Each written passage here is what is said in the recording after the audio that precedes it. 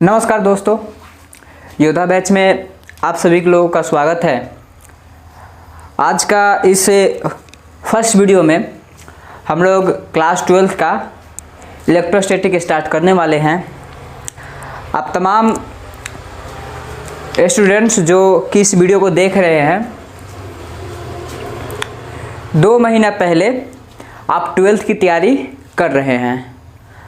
अभी आपके पास टोटली 14 महीने बचे हुए हैं। इस 14 महीना में आप हर एक चीज़ को कवर कर सकते हैं अगर कंसिस्टेंसी से, रेगुलरिटी से, सिंसियरनेस होकर के पढ़ाई करते हैं तो 11th में क्या हुआ क्या नहीं हुआ सबको नज़रअंदाज करते हुए स्टार्ट कीजिए आज के इस वीडियो को, जिसमें इलेक्ट्रोस्टैटिक को हम लोग देखेंगे। यहाँ पर बहुत ऐसे लोग होंगे जिनका 11th काफ़ी ख़राब गया होगा, जिनका 11th कुछ अच्छा गया होगा, जिनका 11th काफ़ी अच्छा गया होगा। सभी तरह के लोग हैं जो कि इस वीडियो को वॉच कर रहे होंगे। अब ये मैटर नहीं करता है कि आपका 11th कैसा गया या आपका 12th कैसा जाएगा, इस बात पर मैटर करेगा कि आप इस बैच को कैसे फॉलो करते हैं।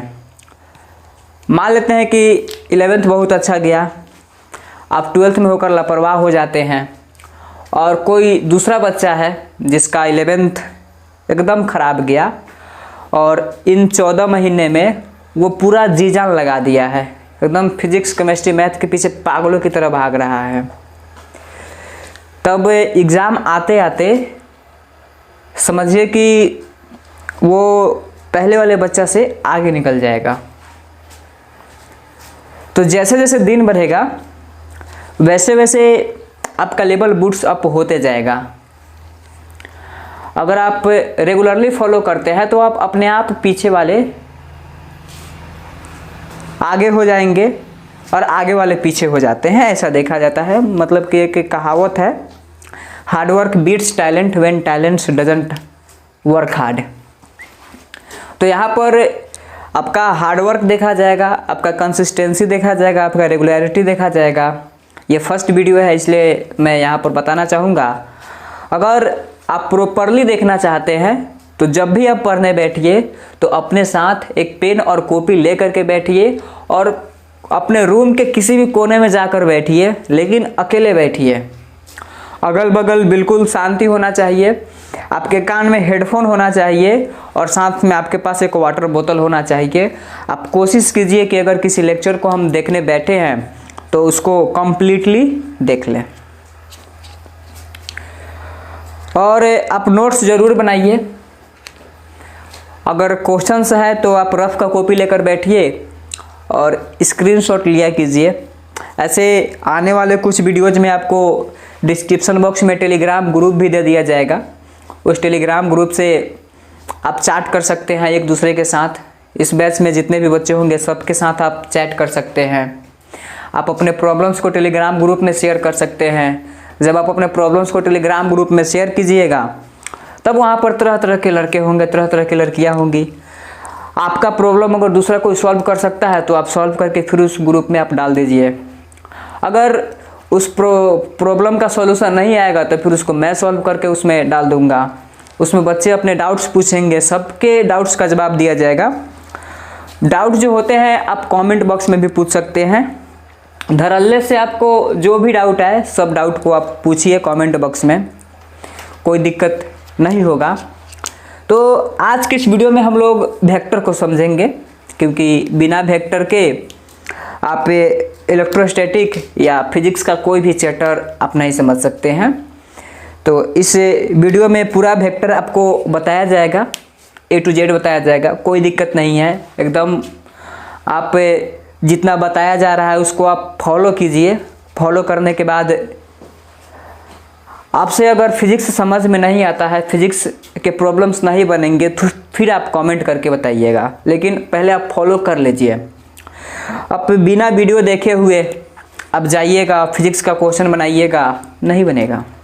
और एक बात याद रखिएगा, अभी जिस समय से ज़माना बदल रहा है उस समय से अगर आप नहीं बदलते हैं तो आने वाला समय में मतलब कि 1 साल, बस 1 साल और इंतज़ार कर लीजिए, यानी कि आप इंटर पास हो जाइए, 12th पास आउट हो जाइए, तो आप अपने आप खुद बदल जाइएगा। इसलिए अभी समय रहते हुए आप बदल दीजिए, नहीं तो समय आपको बदल देगा। मेरे कहने का मतलब ये है कि अगर आप इंटरमीडिएट बाद जा कर के किसी अच्छे कॉलेज में एडमिशन लेना चाहते हैं या किसी अच्छे इंजीनियरिंग कॉलेज से डिग्री लेना चाहते हैं, किसी अच्छे मेडिकल कॉलेज से आप MBBS करना चाहते हैं, किसी अच्छे यूनिवर्सिटी से आप PhD MSc BSc करना चाहते हैं, उसके लिए आपके पास क्वालिटी बेस्ड फिजिक्स होना चाहिए, केमिस्ट्री होना चाहिए, मैथमेटिक्स होना चाहिए, तब कोई भी आपका कॉलेज एडमिशन देगा एंट्रेंस के तौर पर। अगर आप JEE और नीट के कैंडिडेट हैं तो फिर तो आपके पास फिजिक्स, केमिस्ट्री, मैथमेटिक्स, बायोलॉजी इन सभी सब्जेक्ट्स में पकड़ होनी ही चाहिए।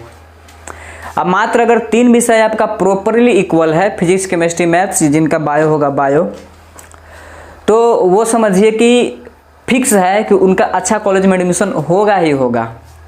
मान लेते हैं कि हमारा 12th बोर्ड में किसी संजोगवश नंबर कम आ जाता है, अगर नंबर कम भी आ जाता है तो अच्छे अच्छे जो यूनिवर्सिटीज़ होते हैं वे अपने एंट्रेंस पेपर दिलवाते हैं, तो आप उसके थ्रू भी जा सकते हैं। अगर आपका मैथ, फिजिक्स, केमिस्ट्री नहीं होगा अच्छा तो फिर आप जनरल कंपटीशन में जाइएगा। ये भी रास्ता सही है, बट मैं वहाँ पर नहीं जाना चाहता हूँ। मैं आपको इस बात पर फोकस करूँगा कि अगर आपको अच्छा कॉलेज, अच्छा यूनिवर्सिटी से BSc, MSc, PhD या जो भी करना है, नेट करना है, गेट करना है, तो उसके लिए अभी से ही आपको मैथ, फिजिक्स, केमिस्ट्री पर ध्यान देना होगा, क्योंकि बाद में समय बहुत कम बच जाता है। और उस चीज़ को लेकर के अगर आप अभी सीरियस हो जाते हैं तो वो चीज़ आपका अपने आप कवर हो जाएगा। तो चलिए देखते हैं वेक्टर क्या होता है।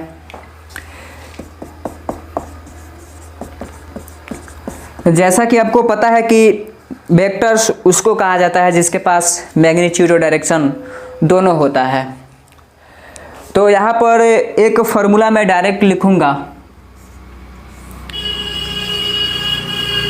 अगर यहाँ पर A वेक्टर है और B वेक्टर है, जिसका मॉड A के बराबर है और इसका मॉड B के बराबर है, दोनों के बीच में मान लेते हैं कि थीटा एंगल बना हुआ है, तो इस वेक्टर का रिजल्टेंट यहाँ से पास करता है अल्फा एंगल पर। अब यहाँ से या तो इसको आप ड्राइव कर लीजिए या आप इसको फॉर्मूला से याद रखिए। 2 तरीके हैं, तो पैरेललोग्राम लॉ से इसको सॉल्व किया जाता है,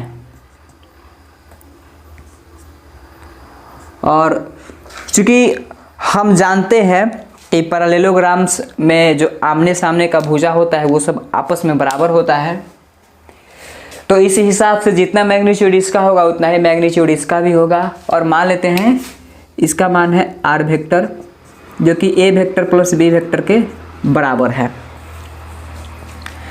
अगर 2 वेक्टर के बीच में एंगल फाइंड आउट करना चाहते हैं तो एंगल हमेशा टेल टू टेल लिया जाता है।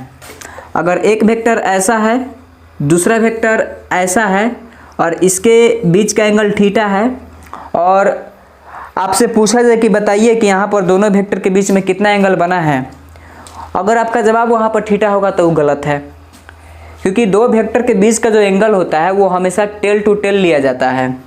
तो आप इसको इधर बढ़ा दीजिए। अगर आप इसको थोड़ा सा इधर बढ़ा देते हैं तो ये एंगल जो कि पाई माइनस थीटा है, इसको कहा जाएगा एंगल बिटवीन द वेक्टर्स। तो अगर किसी 2 वेक्टर के बीच में एंगल का वैल्यू बताना है तब वहाँ पर उसके टेल और टेल को मिला दिया जाता है और टेल और टेल के बीच में देखा जाता है कि कितना एंगल बन रहा है।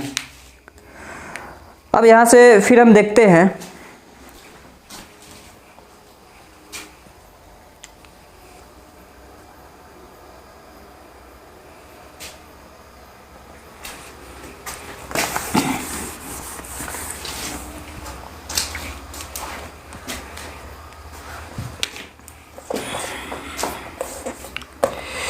यहाँ पर आर वेक्टर का मोड बराबर होता है root under A square plus B square plus 2ab cos theta.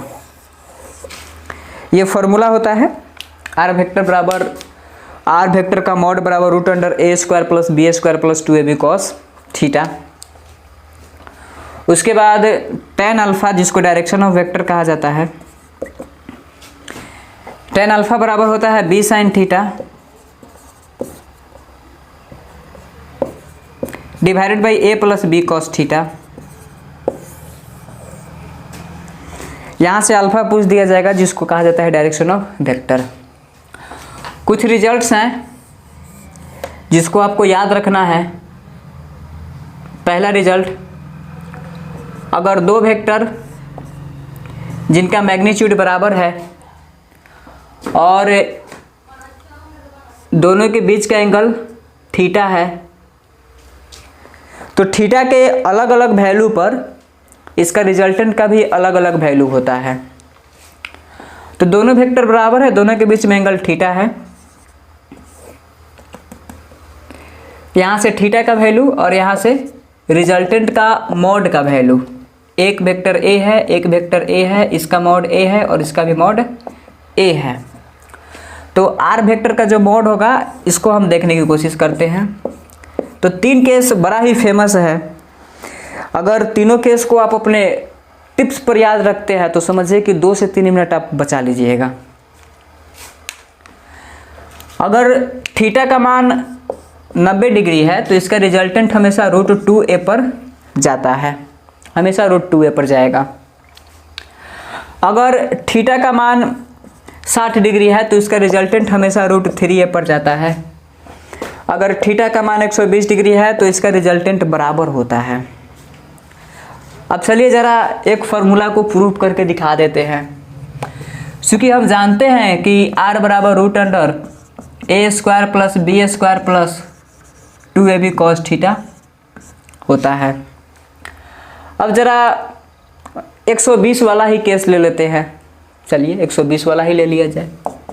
r बराबर दोनों वेक्टर का मॉड बराबर है, तो root under A square plus 2a और फिर यहाँ पर a होगा तो 2a स्क्वायर कॉस थीटा का मान रखना है 120। चूँकि 120 है तो हम जानते हैं कि इसको हम cos 90 प्लस थीटा लिख सकते हैं। तो r बराबर ए स्क्वायर हो जाएगा 2a square cos 90 plus theta बराबर होता है माइनस साइन थीटा, और यहाँ पर लिख देंगे माइनस 2a स्क्वायर और साइन थीटा यानी कि साइन 30, और साइन 30 का मान होता है 1/2। तो यहाँ पर लिखा जाएगा 1/2, 2 से 2 कैंसिल। तो r वेक्टर का मॉड है एक्चुअल में, तो r वेक्टर का मॉड बराबर हो जाएगा root under 2a square minus a square, और 2a स्क्वायर में से अगर a स्क्वायर को माइनस करते हैं तो बच जाएगा केवल a स्क्वायर, और r वेक्टर का मॉड बराबर हो जाएगा मॉड ऑफ a, जो कि a के बराबर होता है। क्योंकि किसी भी चीज़ का मॉडुलस का मान माइनस में नहीं आ सकता है, किसी भी चीज़ का मॉडुलस का मान हमेशा प्लस में होता है। तो मैंने आपको शुरू में ही बता दिया था कि अगर a वेक्टर b वेक्टर दोनों आपस में है बराबर, चाहे उनका मैग्नीट्यूड कुछ भी हो, इससे कोई फर्क नहीं पड़ता है, आपस में बराबर होना चाहिए, और उनके बीच का एंगल अगर 120 डिग्री है तब वहाँ पर r का जो मॉड होता है वो a के बराबर हो जाता है। अगर दोनों वेक्टर बराबर है, उनके बीच का कोण 90 डिग्री है, तो एकदम ठीक बीचों बीच पास करता है, जिसका मान होता है √2a 60 डिग्री पर √3a। अब आप HW में 90 डिग्री और 60 डिग्री को प्रूव करके देखिएगा r बराबर root under A square plus B square plus 2ab cos theta से, यहाँ पर क्लियर हो जाएगा।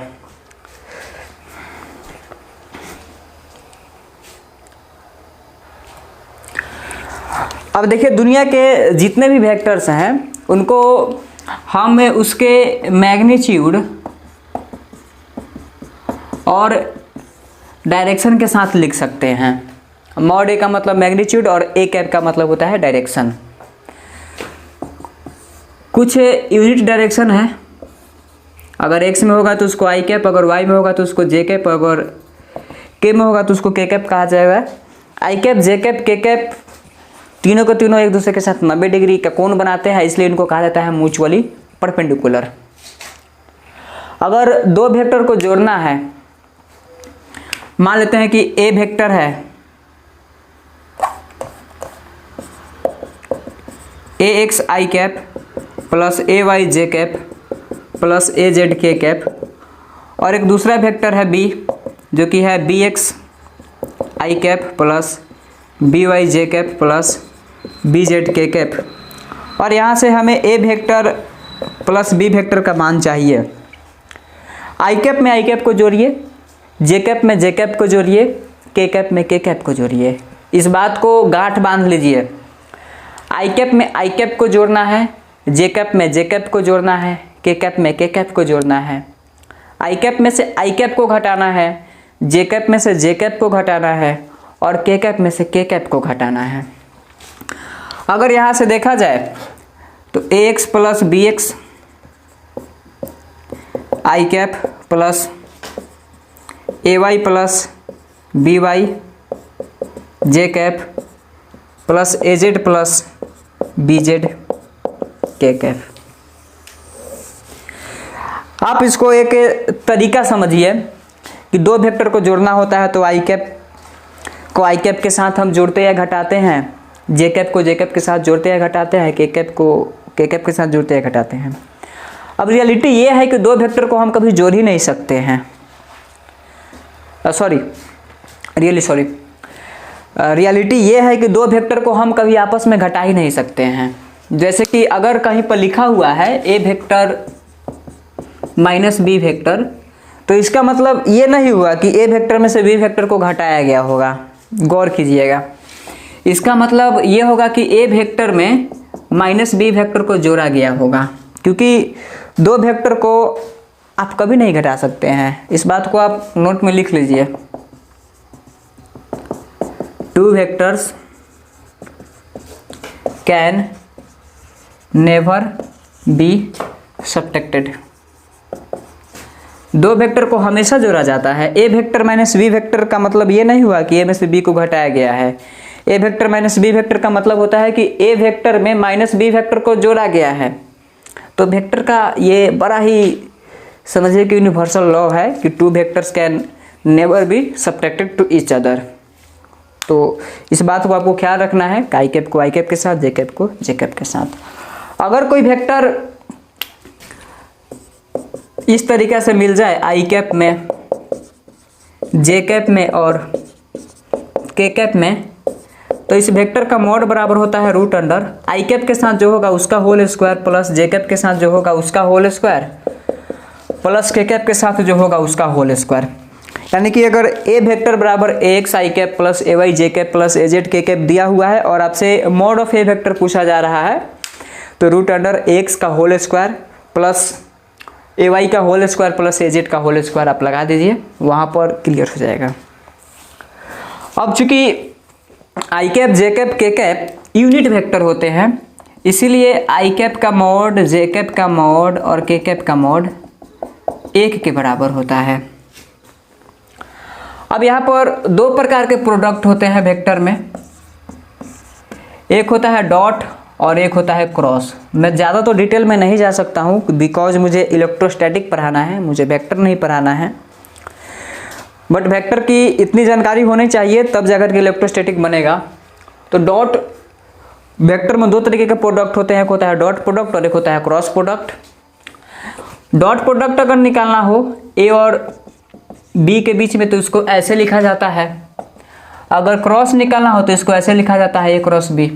तो चूंकि डॉट प्रोडक्ट स्केलर होता है, इसके पास कोई डायरेक्शन नहीं होता है, क्रॉस प्रोडक्ट वेक्टर होता है, क्रॉस प्रोडक्ट को वेक्टर प्रोडक्ट भी कहा जाता है, इसके पास डायरेक्शन होता है।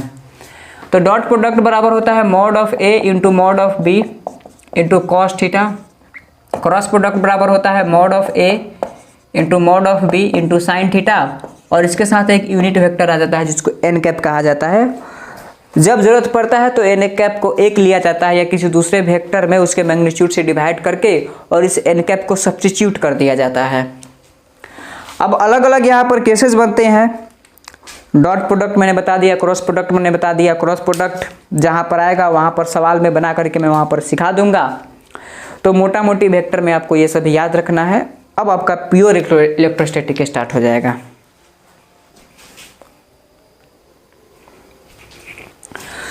चलिए अब यहाँ पर हम इलेक्ट्रोस्टैटिक को स्टार्ट करते हैं। तो आप हेडिंग डालिए electrostatic.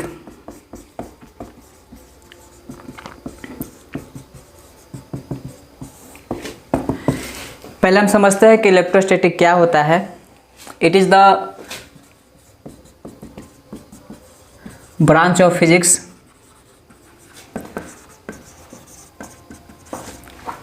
in which we deals the properties of charges at rest। Electrostatic में हम जितने भी सारी बातें पढ़ेंगे वहाँ पर चार्जेस को रेस्ट पर रखा जाएगा और उसके प्रॉपर्टीज़ के बारे में, उसके बहुत सारी चीज़ों के बारे में पढ़ा जाएगा जितना भी होता है। स्टैटिक का मतलब ही होता है रुका हुआ, और इलेक्ट्रो का मतलब इलेक्ट्रॉन जो कि चार्ज से रिलेट करता है।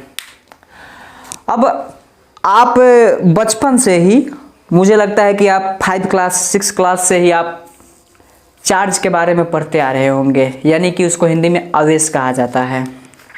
चलिए अब आप ईमानदारी पूर्वक अगर आप चार्ज का डिफिनेशन बता सकते हैं तो वीडियो को पॉज कीजिए और एकदम ईमानदारी पूर्वक कमेंट में बताइए कि व्हाट इज चार्ज, चार्ज किसे कहते हैं। हो सकता है कि आप किसी लोअर क्लास 6 से 7th में आप पढ़ लिए होंगे या 9th 10th में पढ़े होंगे, तो आप जो भी पढ़े हैं, जो भी जानते हैं, आप उसका जवाब कमेंट बॉक्स में बेझिझक दीजिए। व्हाट इज चार्ज, चार्ज क्या है। बड़ा ही अजीब सा सवाल है, इसका आंसर एकदम सटीक तरीका से एनसीईआरटी में लिखा हुआ है। अगर आप नहीं जानते हैं तो इस डिफिनेशन को समझ लीजिए। डिफिनेशन को जानने के बाद फिर आप मत भूलिएगा, डिफिनेशन को प्रॉपरली याद कीजिएगा। Charge is an intrinsic properties of matter by which electric and magnetic fields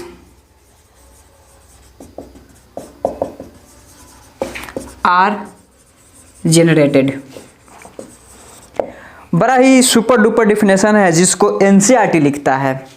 बोलता है एनसीईआरटी कि चार्ज किसी पदार्थ का आंतरिक गुण है। इंट्रिंसिक प्रॉपर्टीज का मतलब होता है कि आंतरिक गुण, उसके अंदर की कोई गुण है जिसके वजह से electric field, magnetic field generate होता है। अब अगर आप चार्ज को समझते हैं तो चार्ज को समझते ही हमारे दिमाग में एक बात घूमना चाहिए कि अगर कहीं पर चार्ज होगा तो पक्का वहाँ पर इलेक्ट्रिक फील्ड जनरेट हुआ होगा, पक्का वहाँ पर मैग्नेटिक फील्ड जनरेट हुआ होगा। अगर इलेक्ट्रिक फील्ड जनरेट हो रहा है तो इसका मतलब कि चार्ज रेस्ट पर है। अगर मैग्नेटिक फील्ड भी जनरेट हो रहा है तो इसका मतलब कि चार्ज गति कर रहा है। तो चूंकि हम लोग ये वाला जो चैप्टर है इलेक्ट्रोस्टैटिक, इसमें चार्ज हमेशा रेस्ट पर रहेगा, तो इसमें हम लोग इलेक्ट्रिक फील्ड के ही बारे में चर्चा करेंगे। आने वाला जो हमारा चैप्टर होगा जिसको इलेक्ट्रोडायनेमिक्स कहा जाता है, वहाँ पर फिर हम लोग बात करेंगे मैग्नेटिक फील्ड के बारे में। तो इस चैप्टर में हमें इलेक्ट्रिक फील्ड के बारे में बताना है। तो आई होप आप लिख लिए होंगे।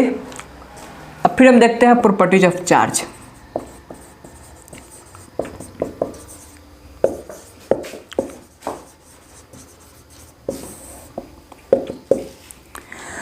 चार्ज के गुण के बारे में हम लोग समझते हैं। सबसे पहला लिखिए कि there are 2 types of charge. There are 2 types of charge। पहला हो जाएगा पॉजिटिव और दूसरा होता है नेगेटिव। पता होगा पहले से, कोई बात नहीं। अभी अभी हम जस्ट आगे हम जाएंगे तो लेवल को इतना बूस्ट अप कर देंगे कि देख करके फिर तकलीफ में आ जाइएगा। अभी लगता होगा कि यह बहुत आसान वीडियो है, देखिए लगेगा अभी। अब वीडियो के एंड तक पहुँचिए, वीडियो के थोड़ा मिड में आइए, तब वहाँ पर आपको पता चल जाएगा। लेवल को अपने आप एक्सट्रीमली इंक्रीज कर दिया जाएगा। Same charge repel, same charges repel to each other and opposite charges attract to each other. इस बात को हमेशा याद रखना है, same charges repel to each other and opposite charges attract to each other. मतलब कि अगर प्लस प्लस होगा तो एक दूसरे को अट्रैक्ट करेगा, अगर माइनस माइनस होगा तो भी एक दूसरे को अट्रैक्ट करेगा, अगर प्लस माइनस होगा तो वहाँ पर एक दूसरे को सॉरी उल्टा बोल के, रियली सॉरी। अगर प्लस प्लस होगा तो एक दूसरे को रिपेल करेगा, अगर माइनस माइनस होगा तो एक दूसरे को रिपेल करेगा। मतलब कि सेम सेम रिपेल, अगर प्लस माइनस है तो अट्रैक्ट करेगा, अगर माइनस प्लस है तो भी अट्रैक्ट करेगा। बहुत कॉमन सी बात है, बट क्या कीजिएगा, बोर्ड पूछता है, सब चीज़ कवर करना है, कुछ नहीं छोड़ना है। तो ये बात हो गई। इसके बाद दूसरा गुण को देखते हैं। Charge is quantized. क्वांटाइज्ड का मतलब होता है फिक्स अमाउंट।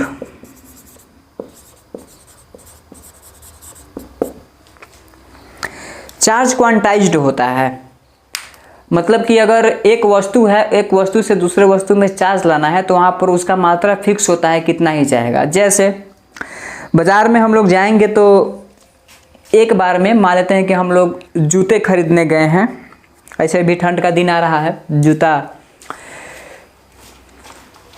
खरीदने जाना है बाज़ार में, मार्केट में। वहाँ पर गए, दुकानदार से बोलेंगे या तो हमको आप एक जोड़ा जूता दीजिए, नहीं तो 2 जोड़ा, नहीं तो 3 जोड़ा, नहीं तो 4 जोड़ा। तो यहाँ पर जो हम जूते खरीद रहे हैं इसकी मात्रा फिक्स होती है। आप जब भी जूता खरीदिएगा तो उसकी संख्या हमेशा इवन होगा। आप हमेशा सम संख्या में आप जूता को खरीदिएगा तो इसको बोला जाता है क्वांटाइज्ड, मतलब फिक्स अमाउंट। आप ये जाकर के दुकानदार से कभी नहीं बोलेगा कि भाई साहब मुझे 3 जूते दे दो, मुझे 5 जूते खरीदने हैं, मुझे 11 जूता खरीदना है। जूते दे दो मतलब मारने वाला जूता बात नहीं हो रहा है। जूते दे दो मतलब मैं खरीदना चाहता हूँ आपका जूता पैसा देकर। खुरापाती में बहुत दिमाग लगता है, जहाँ पर दिमाग लगाना चाहिए वहाँ भी दिमाग लगा लीजिए। तो अगर हम पेन भी खरीदने जाते हैं, पेन तो हाँ, एक पेन खरीदेंगे या तो 2 पेन खरीदेंगे या तो 3 पेन खरीदेंगे, वहाँ पर नंबर ऑफ पेन तो हमारा फ्रैक्शन में नहीं होगा। आप समझ गए होंगे। तो क्वांटाइजेशन का मतलब होता है फिक्स्ड अमाउंट। इसी को क्वांटम फिजिक्स में हम लोग और ज़्यादा इलुबरेट करके पढ़ते हैं। तो चार्ज हमेशा कंजर्व होता है, सॉरी चार्ज हमेशा क्वांटाइज्ड होता है। यानी कि अगर आप किसी चार्ज को ट्रांसफ़र करना चाहते हैं तो चार्ज का ट्रांसफ़र करने का मतलब होता है कि इलेक्ट्रॉन का ट्रांसफ़र करना। चार्ज अगर ट्रांसफ़र होता है तो प्रोटॉन, देखिए प्रोटॉन होता है नाभिक में, न्यूक्लियस में। न्यूक्लियस में से प्रोटॉन नहीं निकलता है, ऑर्बिट में से इलेक्ट्रॉन निकल करके दूसरे एटम के पास चला जाता है, दूसरे ऑर्बिट के पास चला जाता है। वहाँ पर इलेक्ट्रॉन एफिनिटी और इलेक्ट्रॉन पोटेंशियल की बात हो जाती है। तो इस कंडीशन में चार्ज अगर ट्रांसफ़र हो रहा है तो किसी ऑब्जेक्ट से अगर इलेक्ट्रॉन जा रहा है तो या तो 1 इलेक्ट्रॉन जाएगा, नहीं तो 2 इलेक्ट्रॉन जाएगा, नहीं तो 3 इलेक्ट्रॉन जाएगा, नहीं तो 5 इलेक्ट्रॉन जाएगा। यानी कि अगर एक ऑब्जेक्ट को दूसरे ऑब्जेक्ट में चार्ज को हम ट्रांसफ़र कर रहे हैं तो वहाँ पर जो नंबर ऑफ इलेक्ट्रॉन्स होगा उसकी संख्या हमेशा इंटीजर में होगा। तो जिसको कहा जाता है Q बराबर प्लस माइनस NE, मतलब कि चार्ज क्वांटाइज्ड है। यही इसका मतलब यही हुआ कि चार्ज इज ऑलवेज क्वांटाइज्ड। अब इतना को आप नोट कीजिए।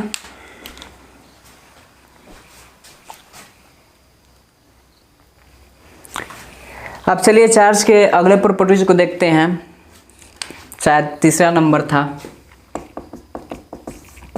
अगला प्रॉपर्टीज है चार्ज इज ऑलवेज कंजर्व्ड,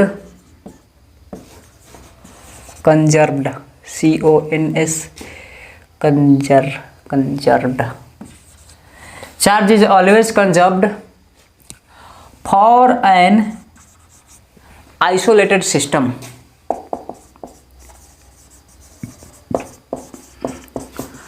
अगर कोई आइसोलेटेड सिस्टम है तो उसके लिए चार्ज हमेशा कंजर्व्ड होता है।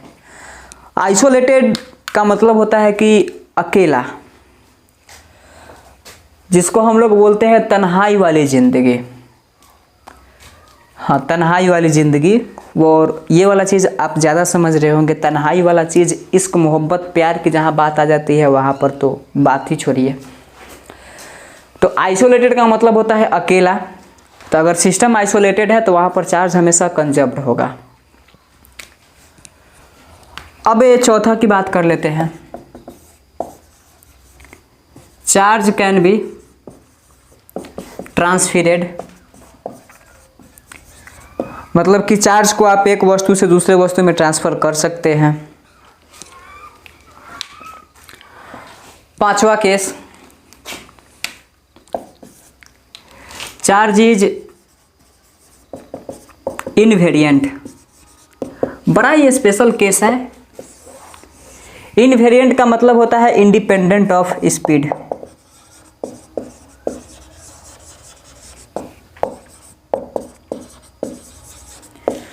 अभी क्वांटाइजेशन ऑफ चार्ज में मैंने आपको बताया था Q बराबर प्लस माइनस NE। Q का मतलब होता है कि टोटल चार्ज जिसको ट्रांसफर किया गया है। N इंटीजर होता है। E को बोला जाता है फंडामेंटल चार्ज।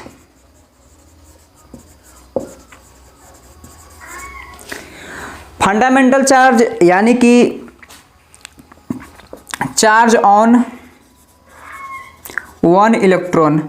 इस E का वैल्यू होता है मॉड के साथ 1.6 इंटू 10⁻⁻⁹ कूलाम। ये सभी गुण होते हैं चार्ज के। अब आप चार्ज को एक स्थिर रखा हुआ वस्तु पर देखिए, चाहे उस वस्तु को गति करा करके देखिए, चार्ज का मान बदलेगा नहीं, चार्ज का मान वही होगा। इलेक्ट्रॉन अगर रेस्ट पर होता है तो भी उस पर मैग्नीट्यूड ऑफ चार्ज का वैल्यू 1.6 इंटू 10⁻⁻⁹ कूलाम होता है।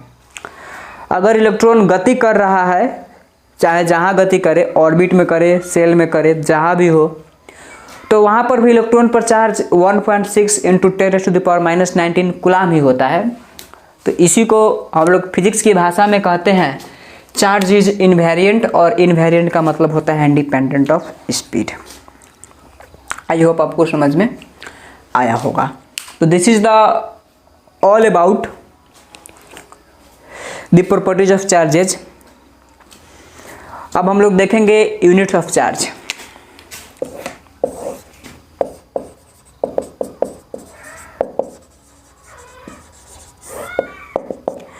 चार्ज का ऐसा यूनिट बहुत पॉपुलर है, कूलाम, COULOMB, जिसको C से सूचित किया जाएगा।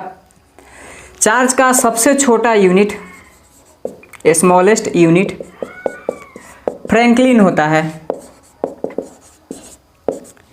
बेंजामिन फ्रैंकलिन नाम के एक वैज्ञानिक थे जिन्होंने चार्ज के बारे में बताया था। उनका एक स्टोरी बहुत ही पॉपुलर है, अगर आप लोगों ने सुना होगा तो ठीक, वरना मैं आपको सुना देता हूँ। फॉरेन में बेंजामिन फ्रैंकलिन नाम के एक साइंटिस्ट थे। वे इलेक्ट्रोस्टैटिक पर रिसर्च कर रहे थे। बेंजामिन फ्रैंकलिन, एक समय था, सुनहरा दिन था, बारिश का मौसम था, बादल गरज रहे थे। बेंजामिन फ्रैंकलिन ने सोचा कि क्यों ना इसी बारिश में एक्सपेरिमेंट किया जाए। उन्होंने एक रेशम का धागा लिया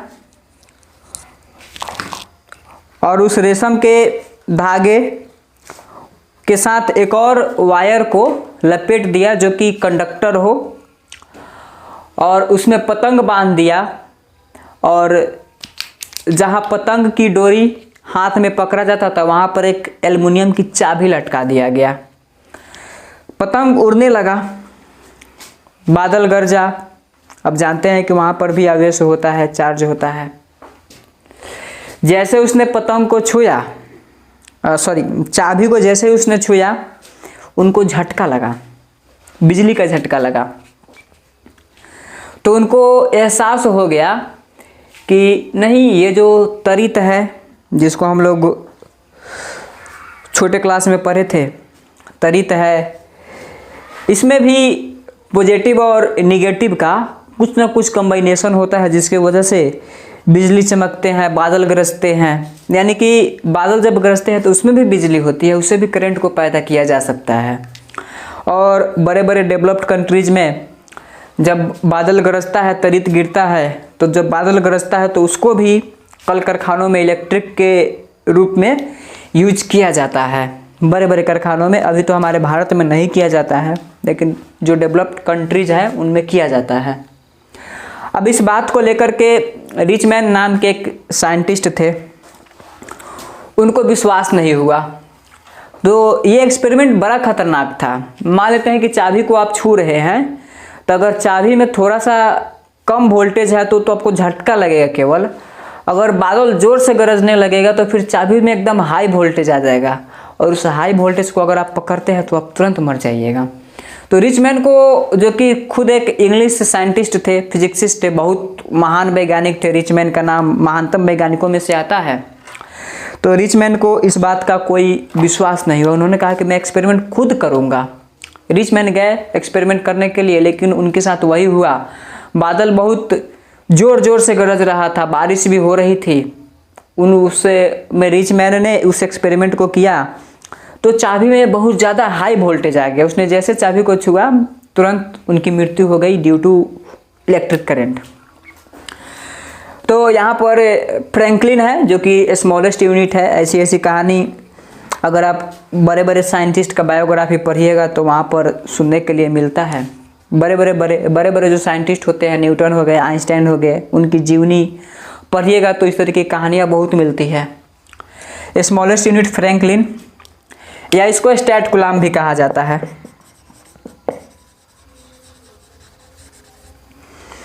एक स्टैट कूलाम या एक फ्रैंकलिन,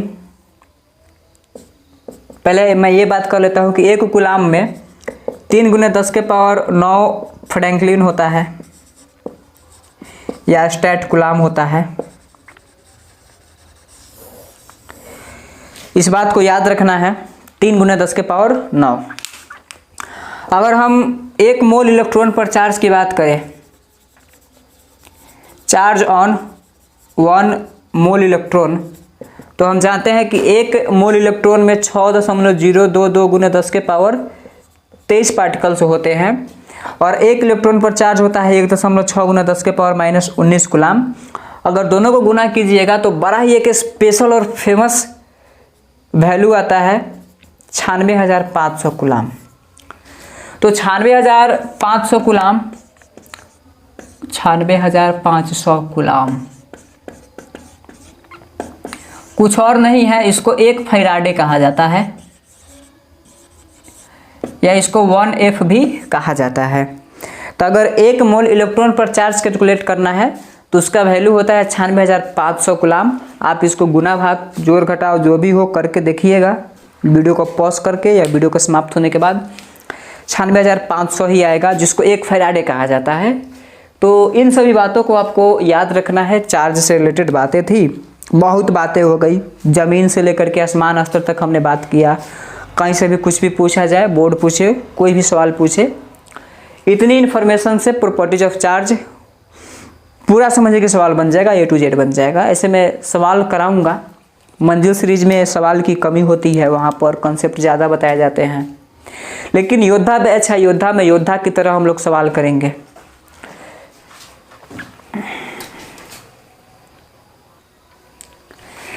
चलिए अब इलेक्ट्रोस्टैटिक का वन ऑफ द शानदार टॉपिक कूलाम्स लॉ को हम लोग देखते हैं। यहाँ पर मैंने जो चार्जेस के बारे में पूरा बता दिया। अब आपको हेडिंग डालना है कूलाम्स लॉ।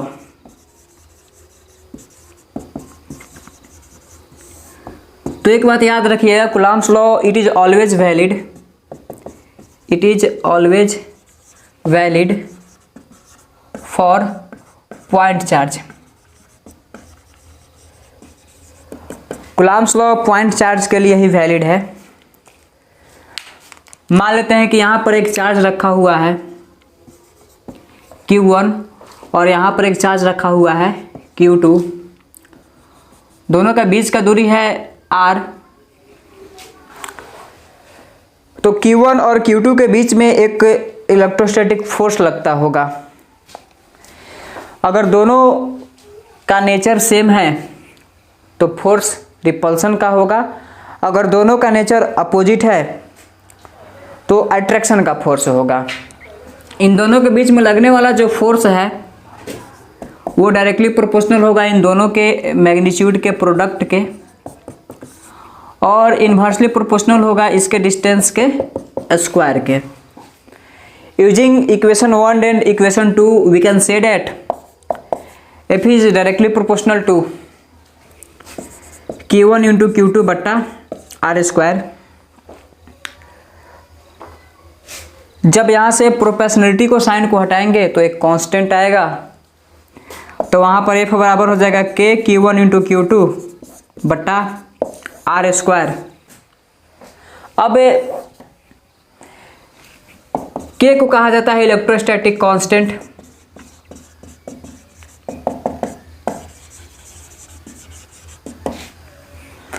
अगर K का वैल्यू आप चाहेंगे तो K बराबर हो जाएगा F R स्क्वायर बट्टा Q1 इंटू Q2। K का मान होता है 9 इंटू 10⁻⁹। K बराबर F R स्क्वायर, F यानी कि फोर्स, इसका ऐसा यूनिट होता है न्यूटन, इसके साथ है R स्क्वायर यानी कि मीटर स्क्वायर, तो हो जाएगा न्यूटन मीटर स्क्वायर पर Q1 इंटू Q2 यानी कि कूलाम इंटू कूलाम, तो न्यूटन मीटर स्क्वायर पर कूलाम स्क्वायर। तो K का हो गया ऐसा यूनिट न्यूटन मीटर स्क्वायर पर कूलाम स्क्वायर।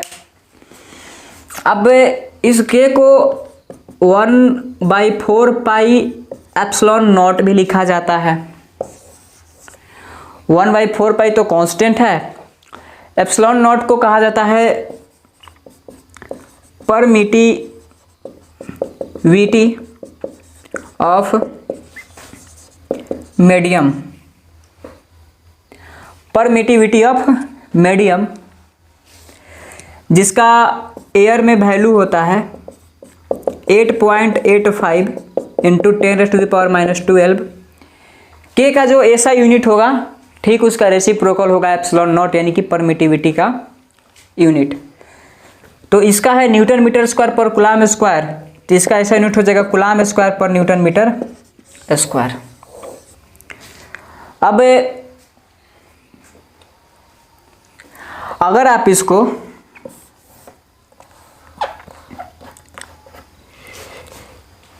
वेक्टर फॉर्म में लिखना चाहते हैं, क्योंकि जितने भी सारे फोर्सेस हैं सबको दो रूपों में लिखा जा सकता है, उनके मैग्नीट्यूड और उनके डायरेक्शन के साथ, तो इस फोर्सेस के जो वेक्टर फॉर्म होंगे ज़रा उसको लिखने की कोशिश करते हैं। तो यहाँ पर पहले मैं डिस्प्लेसमेंट वेक्टर की बात करूँगा। यहाँ पर दो पार्टिकल्स रखे हुए हैं, ओरिजिन है, और इस वेक्टर का मान लेते हैं कि मान है R1 वेक्टर और इस वेक्टर का मान है R2 वेक्टर। तो चूंकि यहाँ से डिस्प्लेसमेंट का फॉर्मूला हम लोग बचपन से जानते हैं, डिस्प्लेसमेंट बराबर होता है final position minus initial position. Final position है R2 वेक्टर, इनिशियल पोजीशन है R1 वेक्टर, और फाइनल से लेकर के इनिशियल की तरफ इसका डायरेक्शन होता है, तो इसका डायरेक्शन ऐसे हो जाएगा और इस वेक्टर का नाम हो जाएगा R वेक्टर, जो वैल्यू को ऑब्टेन करेगा R2 vector minus R1 vector. तो D वेक्टर यानी कि डिस्प्लेसमेंट वेक्टर कुछ और नहीं है, R वेक्टर के बराबर है, जिसका वैल्यू है R2 vector minus R1 vector. अगर मॉड लगाना चाहते हैं तो यहाँ पर मॉड भी लगा सकते हैं। तो अगर f को अगर वेक्टर में लिखा जाए, ये सब तो मैग्नीट्यूड है, तो पहले इसका मैग्नीट्यूड लिख लेते हैं, k q1 इंटू Q2 बटा आर वेक्टर का मॉड का होल स्क्वायर, और गुना में इसके साथ डायरेक्शन भी आ जाएगा जिसको आर कैप कहा जाएगा। अब चूंकि कोई वेक्टर है तो उसको दो तरीका से लिख सकते हैं, इसका मॉड और इसका यूनिट वेक्टर यानी कि डायरेक्शन। तो आर कैप बराबर हो जाएगा आर वेक्टर बट्टा मॉड ऑफ आर।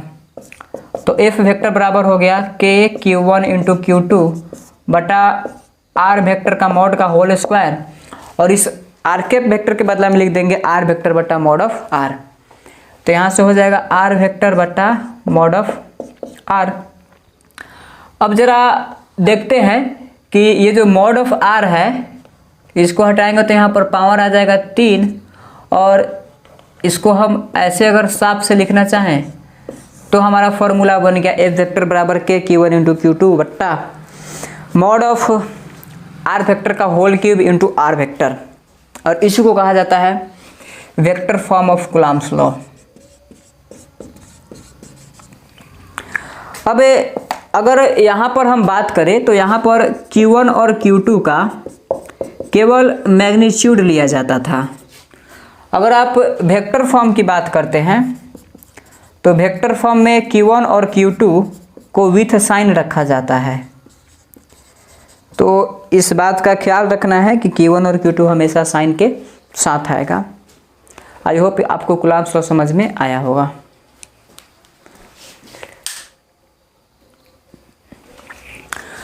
अब चलिए कूलम्ब्स लॉ पर सवाल को बना करके देखते हैं। बड़ा ही पॉपुलर सवाल है, HC वर्मा में भी दिया हुआ है, DC पांडे में भी दिया हुआ है, न जाने और भी कॉम्पिटिटिव एग्जामिनेशंस में कितने बार इसको पूछा गया होगा। सवाल है कि हमारे पास एक चार्ज है Q, इसको दो भाग में ब्रेक करना है Q1 और Q2, और दो भागों में इसको ब्रेक करके इसको एक फिक्स डिस्टेंस पर रखना है। अब आप हमको ये बता दीजिए कि जब एक Q मैग्नीट्यूड के चार्ज को Q1 और Q2 दो भागों में बांटकर उसको अगर एक फिक्स डिस्टेंस पर रख देते हैं तो ये सिस्टम का अरेंजमेंट इस तरीके से होना चाहिए कि इनके बीच में लगने वाला इलेक्ट्रोस्टैटिक फोर्स मैक्सिमम हो। अगर इनके बीच में लगने वाला इलेक्ट्रोस्टैटिक फोर्स मैक्सिमम है तो उस स्थिति में Q1 बटा Q2 का मान कितना होगा। अगर आप सवाल को बना सकते हैं तो वीडियो को पॉज कीजिए और एक बार कोशिश ज़रूर कीजिए बनाने की। मान लेते हैं कि पहला जो चार्ज है इसका मैग्नीट्यूड x है, तो बाई क्वेश्चन इसका मैग्नीट्यूड हो जाएगा Q माइनस x। अब चूंकि अगर मैक्सिमा या मिनिमा की बात हो जाती है तब वहाँ पर स्लोप का मान हो जाता है 0। स्लोप का मान 0 हो जाता है, यानी कि जो हमारा ग्राफ होगा उस ग्राफ को हम x एक्सिस के पैरेलल बनाएंगे, मतलब कि उस ग्राफ और x के बीच में बनने वाला कोण का मान हो जाएगा 0। अब यहाँ पर मैक्सिमम फोर्स है, स्लोप का मतलब होता है कि rate of change of y with respect to x, यानी कि अगर यहाँ पर फोर्स और उस चार्ज के मैग्नीट्यूड के बीच का ग्राफ बनाइएगा तो उसका स्लोप का मान आना चाहिए 0। तो चूंकि slope is nothing but df बटा dx। अब यहाँ पर कुछ डिफरेंशिएशन और कुछ इंटीग्रेशन के कंसेप्ट यूज होंगे, तो अगर आप डिफरेंशिएशन और इंटीग्रेशन नहीं जानते हैं तो उसके फॉर्मूले यहाँ पर आपको करवा दिए जाएंगे। तो df बटा dx को रखना है 0, मतलब कि फोर्स जिस रेट से चेंज हो रहा है उसी को स्लोप कहा जाता है। अब मैक्सिमा और मिनिमा की बात हो गया तो स्लोप का वैल्यू 0 है, यानी कि df बटा x का वैल्यू 0 है। अगर कहीं पर y बराबर x के पावर n हो और इसका आप डिफ्रेंशिएशन निकालते हैं, यानी कि dy बटा dx का मान निकालते हैं, जिसको कहा जाता है differentiation of y with respect to x या rate of change of y with respect to x। तो ये n इंटू एक्स के पावर n माइनस 1 के बराबर हो जाता है। तो यहाँ पर लिखेंगे d f यानी कि इसके और इसके बीच में लगने वाला फोर्स, q1 का मान कितना है x, q2 का मान है q माइनस x, बट्टा में हो जाएगा दोनों के बीच का होल स्क्वायर यानी कि r स्क्वायर बराबर 0। चूंकि 1/r स्क्वायर कॉन्स्टेंट है, यहाँ पर k भी होगा, k/r स्क्वायर कॉन्स्टेंट है तो इसको बाहर निकाल लेते हैं। तो dx into Q minus x बट्टा dx बराबर 0। एक बात याद रखिएगा, अगर आप डिफ्रेंशिएशन कर रहे हैं चाहे इंटीग्रेशन कर रहे हैं तो वहाँ पर कांस्टेंट को बाहर निकाल लिया जाता है। तो k/r स्क्वायर कॉन्स्टेंट है तो कांस्टेंट को बाहर निकाल लिया गया।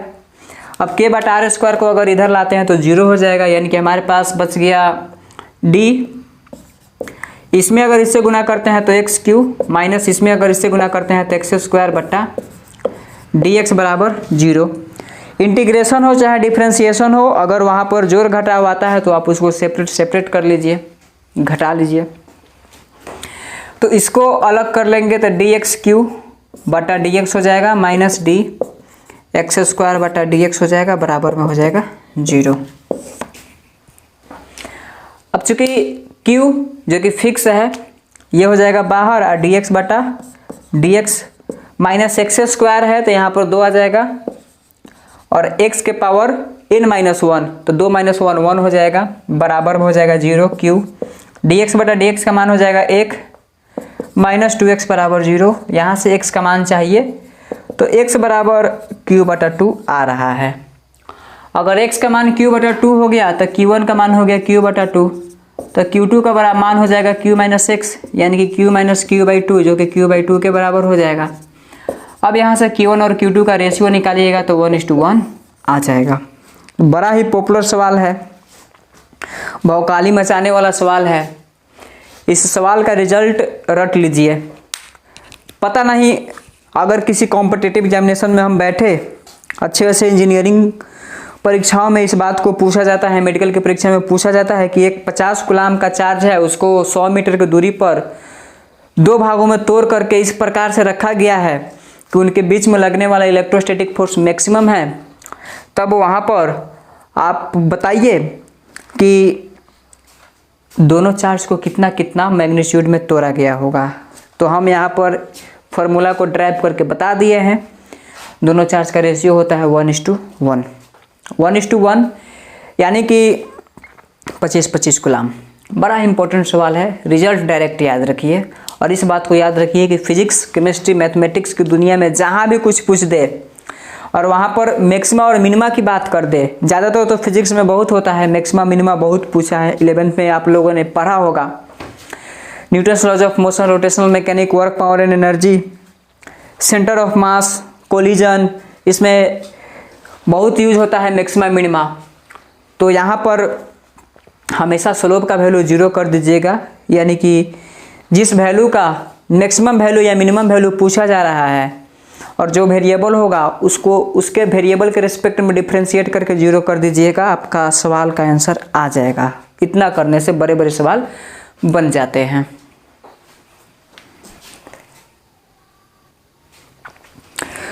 चलिए अब अगला कंसेप्ट की हम बात करते हैं, जो कि बहुत ही फेमस है, पॉपुलर है। इसको कहा जाता है null point method. Null point method पर मैंने मंजिल सीरीज में भी एक वीडियो डाला हुआ है, अगर आप लोगों ने देखा होगा तो ठीक, नहीं तो वरना यहाँ से आप समझ लीजिए नल पॉइंट मेथड क्या होता है। कुछ नहीं, मैं आपको एक सवाल पूछूंगा, Q1 और Q2 दो चार्ज है, इनका बीच का दूरी r है। एक तीसरा चार्ज Q को कहाँ रखा जाए ताकि पूरा का पूरा सिस्टम इक्विलिब्रियम में आ जाए। यानी कि सवाल हमसे पूछा find position of Q by which position of q so that system will be in equilibrium। अब यहाँ पर मैक्सिमम बच्चे इक्विलिब्रियम का नाम सुनकर अपना सिर खुजला रहे होंगे। इक्विलिब्रियम क्या होता है? तो यहाँ पर फिर 11th क्लास का मैकेनिक का यूज हो रहा है। अगर कहीं पर भी इक्विलिब्रियम की बात आ जाए तो वहाँ पर समझना है नेट फोर्स जीरो।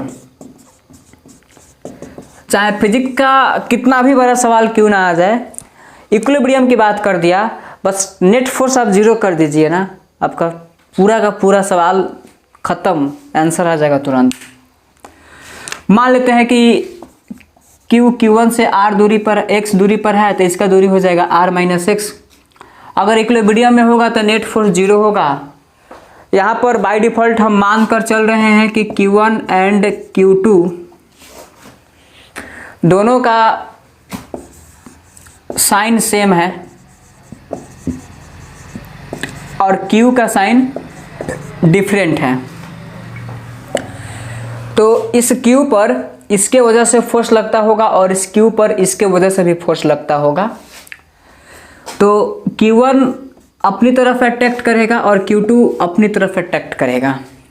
तो Q1 के द्वारा मान लेते हैं कि इस पॉइंट का फोर्स F1 है और इसका मान लेते हैं कि F2 है। तो चूंकि दो वेक्टर एक दूसरे को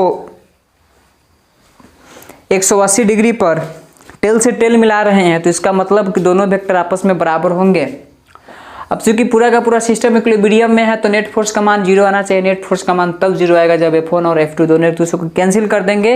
एक दूसरे को कैंसिल कर देंगे इसका मतलब हुआ कि F1 vector minus F2 vector का मान जीरो होना चाहिए, यानी कि F1 वेक्टर और F2 वेक्टर का मॉड आपस में बराबर होना चाहिए। तो इसका मान हो जाएगा K Q1 इंटू Q2 बटा दोनों के बीच का दूरी एक्स स्क्वायर बराबर इसका मान हो जाएगा K Q1 इंटू Q2 बटा दोनों के बीच का दूरी का होल स्क्वायर। KQ खत्म। अब देखा जाए तो सवाल समाप्त हो चुका है। Q1 बटा Q2 बराबर x बटा R माइनस एक्स का होल स्क्वायर हो जाएगा, यानी कि अंडर रूट Q1 बटा अंडर रूट Q2 बराबर x बटा R माइनस एक्स हो जाएगा। गुना कीजिएगा तो R root Q1 minus x root Q1 बराबर x रूट Q2 हो जाएगा। अगर R रूट Q1 देखा जाए तो ये x into root Q1 plus root Q2 के बराबर, और यहाँ से अगर x का मान निकालना चाहे तो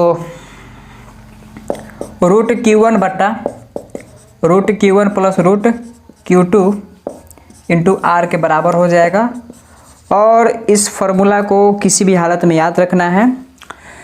नल पॉइंट मेथड कहा जाता है, जिसमें तीसरा चार्ज को वहाँ पर रखना होता है जहाँ से पूरा का पूरा सिस्टम इक्विलिब्रियम में आ जाए, नेट फोर्स जीरो हो जाए, जिसका वैल्यू होता है रूट Q1 बटा root Q1 plus root Q2 into R।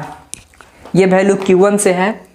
नल पॉइंट मेथड पर सवाल किए जाएंगे नेक्स्ट वीडियो में। बस यहाँ पर Q1 और Q2 का न्यूमेरिकल वैल्यू दे दिया जाएगा और उसी पर सवाल पूछा जाता है। तो होपिंग डैट ये पूरा का पूरा वीडियो आपको समझ में आया होगा। जहाँ कहीं भी दिक्कत हो, तकलीफ़ हो, आप कमेंट सेक्शन में बताइएगा। आप इस वीडियो को प्रॉपरली फॉलो कीजिए। जितने सारे सवाल दिए जाते हैं उतने सवाल को आप पैरेलल बनाइए। 100% आपका फिजिक्स स्ट्रांग होगा। चलिए इंतज़ार कीजिए अगला वीडियो का। फिर मिलेंगे नए जोश और जुनून के साथ। तब तक ऑल द बेस्ट।